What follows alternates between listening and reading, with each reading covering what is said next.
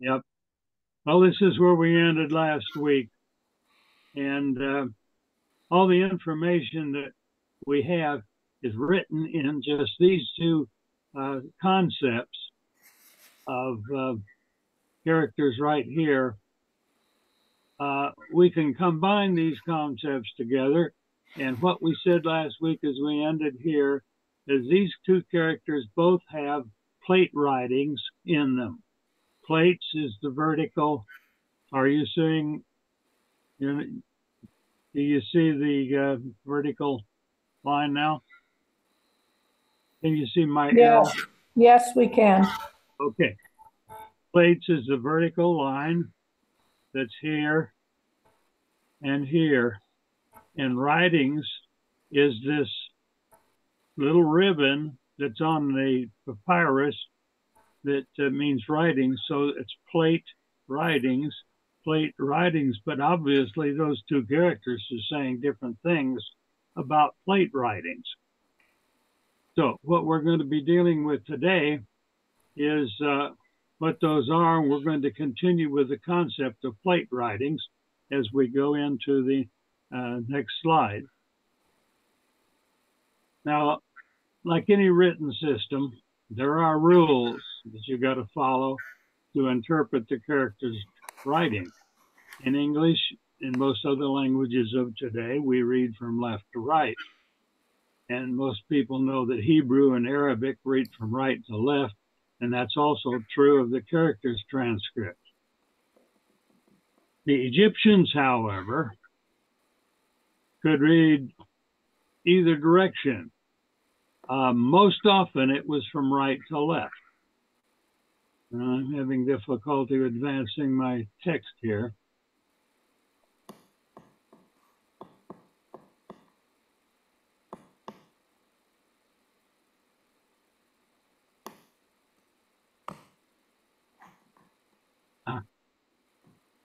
I can't get my text to advance. Well, I'll have to wing it. I can't read it. Now, there are two rules. One of them is that the text reads from right to left. But a single character, and what we saw in the last slide was two separate characters, each of which had plate writings in it. A single character is always read from left to right in this system. Now, this is an example that I showed you last week where we have reading left to right down here in the bottom, Lord of heaven, Lord of earth, maker of beings terrestrial. That's the way the books show it. That's really for our benefit as English readers reading from left to right. The Egyptians, however, would have had it back reading from right to left. Lord of heaven, Lord of earth, maker of beings terrestrial.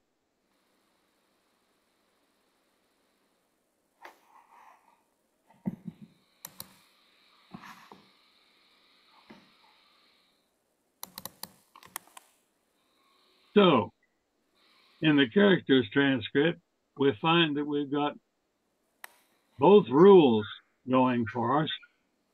But as we ended the class last week, we had the pairing of the plates with writings to reveal that combination of plate writings. Here you see the plate writings that we had last week. And there is also some writings that you see in B5 that look like this, but that's not plate writings. It's got writings in it. You see it there? But that's not plate writings. Actually, that is tongue writings. We haven't talked about tongue yet, but that gets us on the way, an introduction to tongue, which we won't get to this week, actually, because we've got other things to talk about with these plates. Now, there are 4 vertical lines that we have on the 20 roots, 20 Nephite roots. We've got a line for vertical for gift, one at a strong angle here for air, That could also be descendant or son. And one that's a little more straight and very difficult to differentiate between gift and from. And then the long one, which is plates. But right now we're talking about plate writings. Plates we think of as being vertical, but actually any handwriting system, you have a natural slant. So we have a natural slant here of plates. If we recognize that as plates and we have writings on there, then we get the plate writings.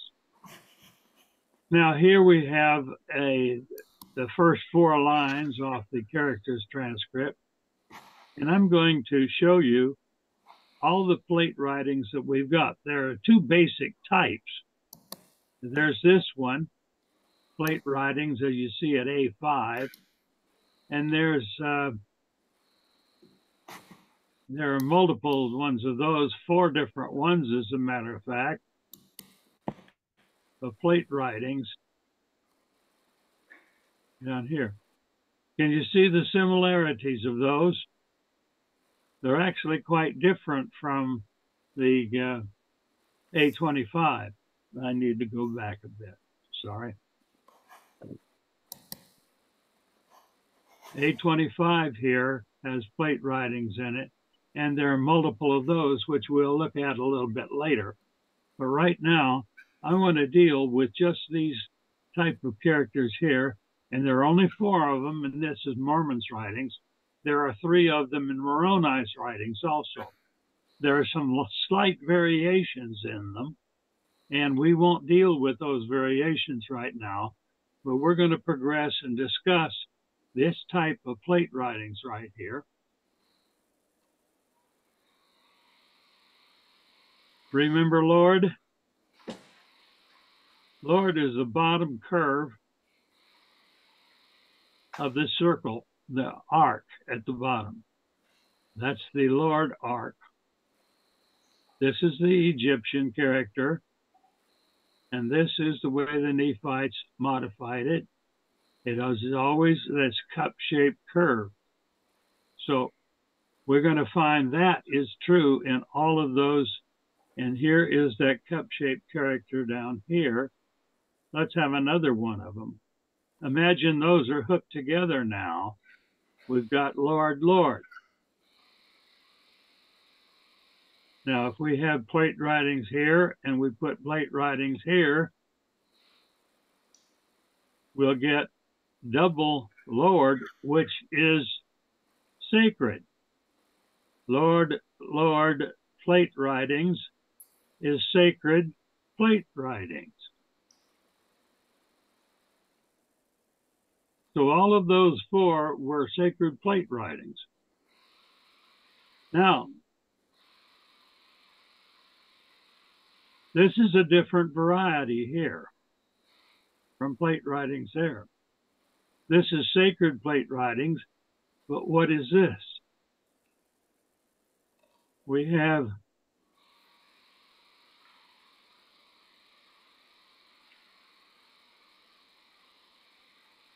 a mixture of those.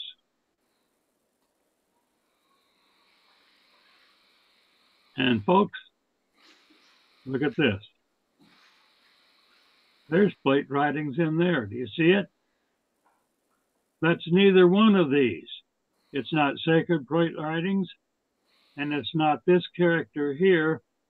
And this character, folks, that looks like a big capital H, that character is the brass plates. I think I showed that to you last week. Excuse me, I need to wet my whistle.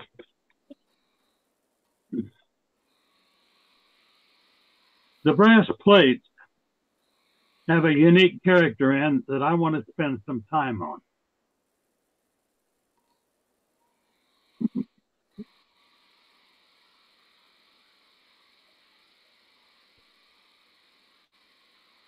That unique character is right here. And it's also right here. That unique character is the name Israel.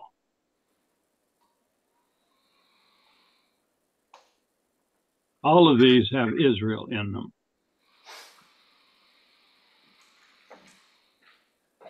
You see Israel on the right? All of those.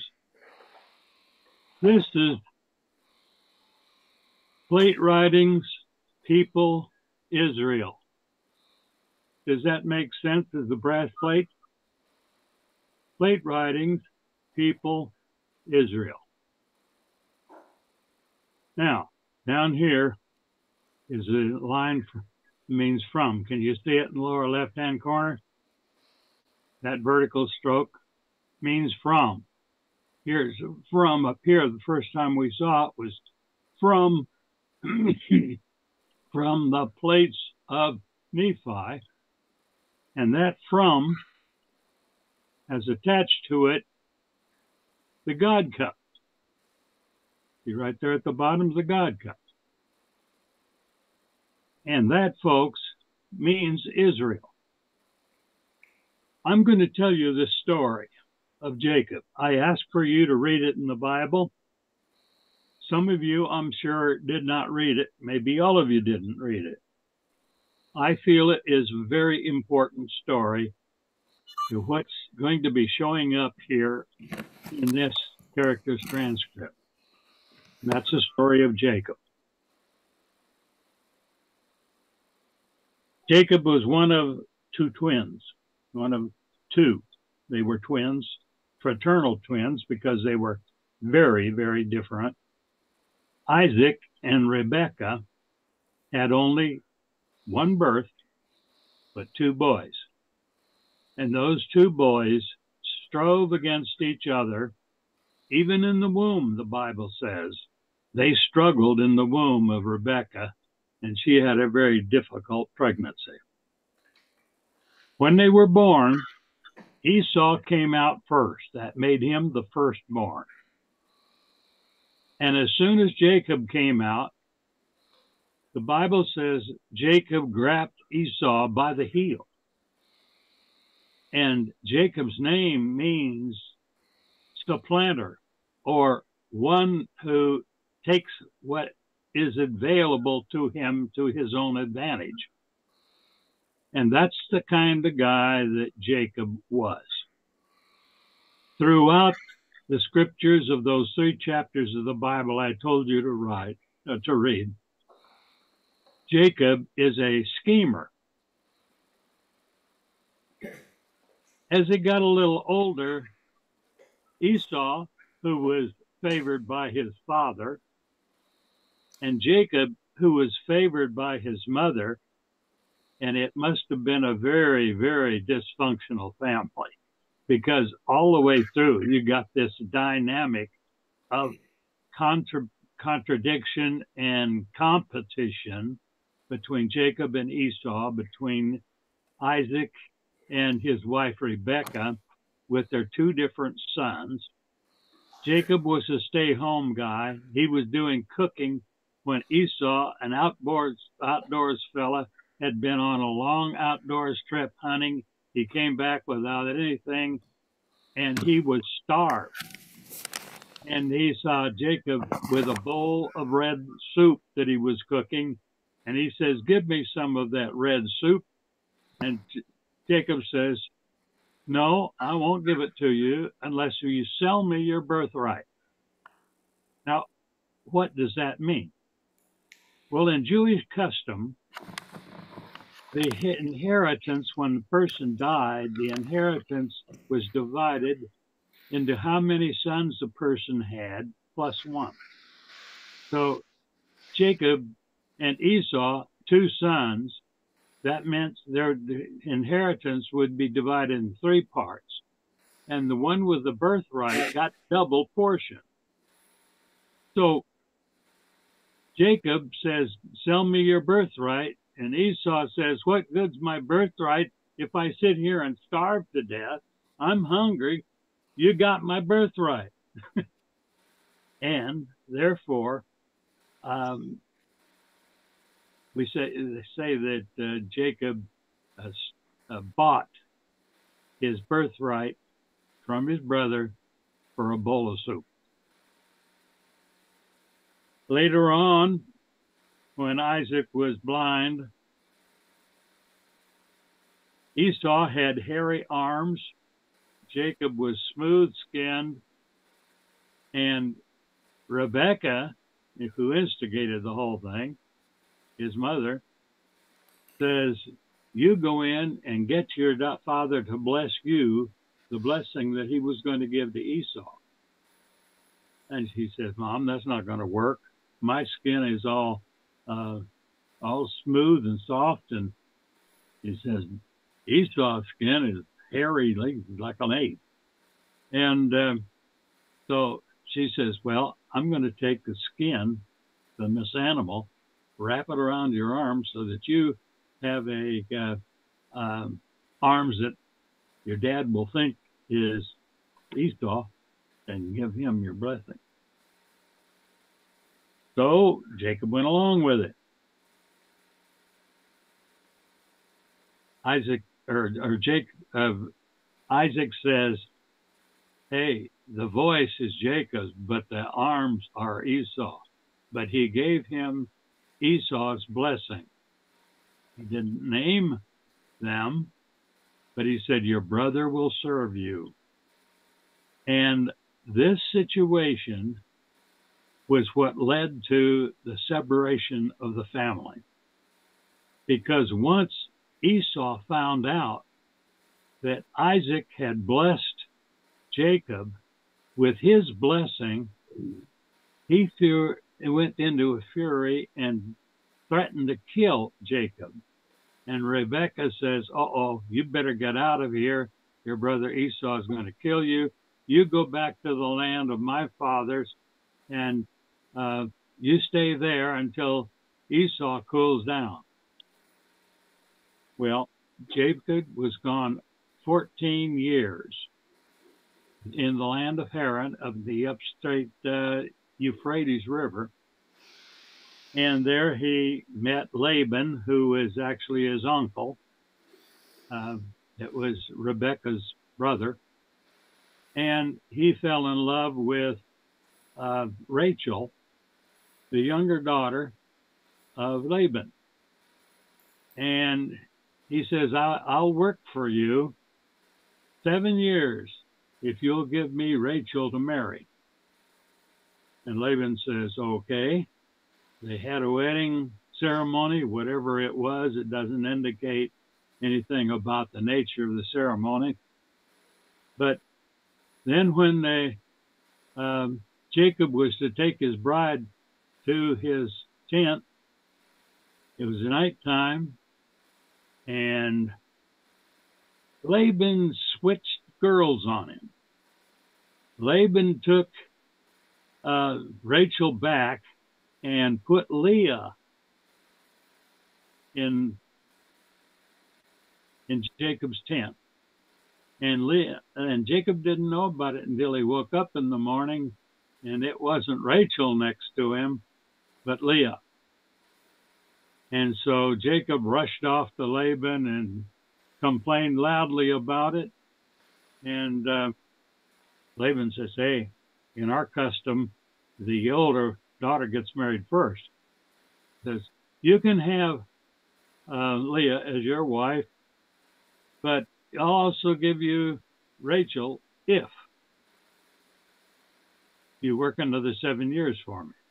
Well, now that's already 14 years. He has 14 years he'd contracted for then. And Jacob agreed to do that.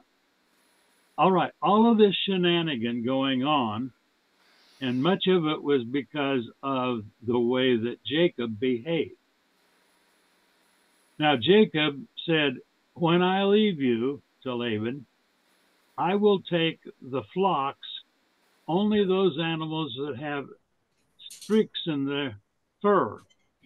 The solid animals, whether all white or all black, you can have, it'll stay with you, but I'll take all of them that are string straight, they call them. And Jacob proceeded to do some little genetic engineering by arranging for when the cattle came to the water to drink, he'd take the clean animals, the ones that were all of one color, and put them aside. The males could not mate with the females. Only the ring-straked ones would mate with the others. And the ring-straked genetically with dominant genes. And therefore, almost all of the animals, 3/4 of them, would come out with ring-straked. And Jacob was stealing Laban's animals, and Laban's sons didn't like it because they weren't getting enough inheritance. Jacob was taking it all. So here's this guy, Jacob, that's been messing with all these people, his brother, his father, and his uncle, and he has been manipulating it so that he's going to get ring-straight sheep to the yin-yang. And when he got to the time that he was going to leave, he realized he was going to have to go back and face Esau. And he had all of this family now. He had 11 sons. He had a wife, had 3 concubines, and he was finding himself in a bind.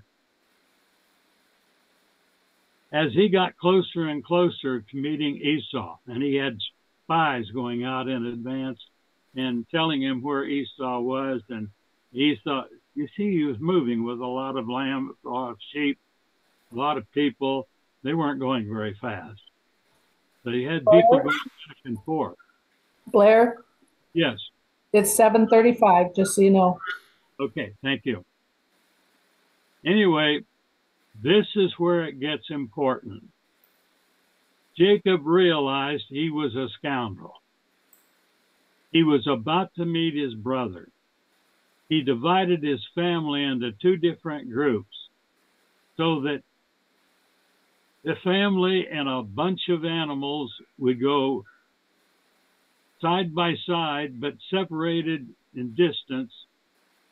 And if Esau was going to get mad at him and take it out on his family, he tried to make it so that at least half of them could escape.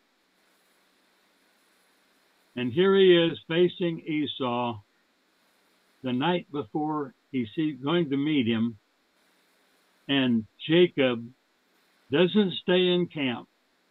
He goes off by himself and spends the night praying. And the Bible gives it as a wrestling with an angel, as if it's a wrestling match. But if you read it carefully, this is Jacob struggling with himself as he is facing the kind of guy that he has been. And when he got out of that wrestling match with God, he asked for a blessing. And the blessing that he asked for was to be forgiven. And Jacob never again was that kind of a schemer. He spent that night wrestling with God. And when he came out of it, what did God do? God renamed him and said, your name is no longer going to be supplanter or schemer. Your name is going to be Israel. And that name, Israel, means God wrestler in Hebrew. Israel then became his name. And where do we get Israel from? Down here at the bottom of the slide, from God. Where did Israel's name come from? From God. I don't think you'll forget that we've got Israel from God. Here's Israel. That's tribe. So this is tribe Israel. There's Israel. The people Israel tongue. The people of Israel tongue is Hebrew. This is tribe right here. This is tribe Israel. And this is Israel with the brass plates. The plate writings for the people of Israel. Oh, folks, we've got a testimony here. We've got a testimony that this stuff was written. And it tells that story, or tells a good hunk of that story.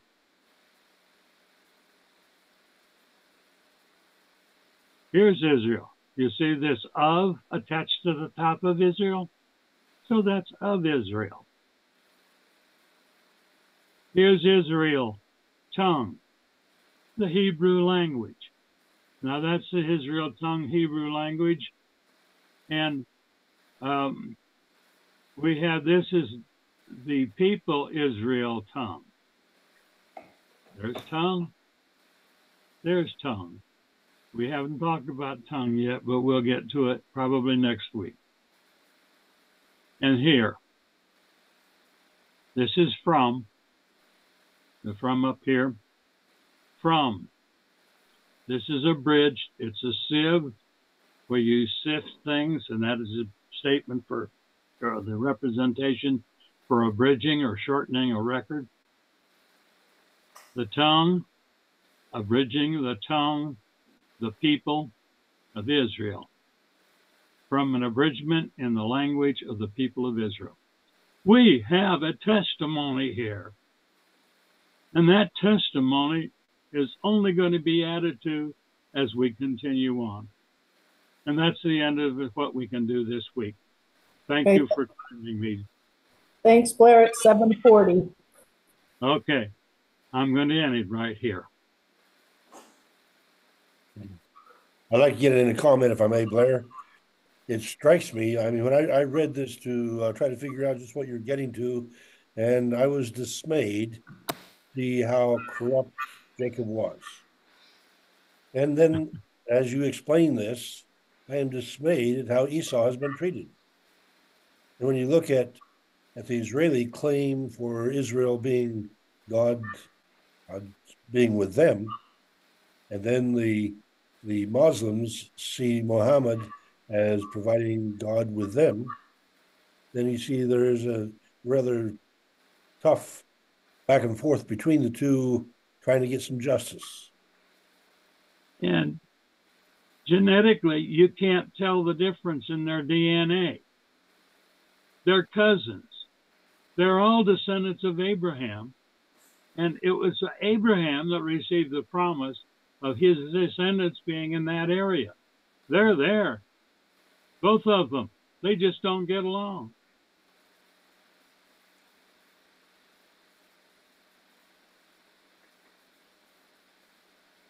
Okay. Thank you very much, folks. We're going to continue this next week.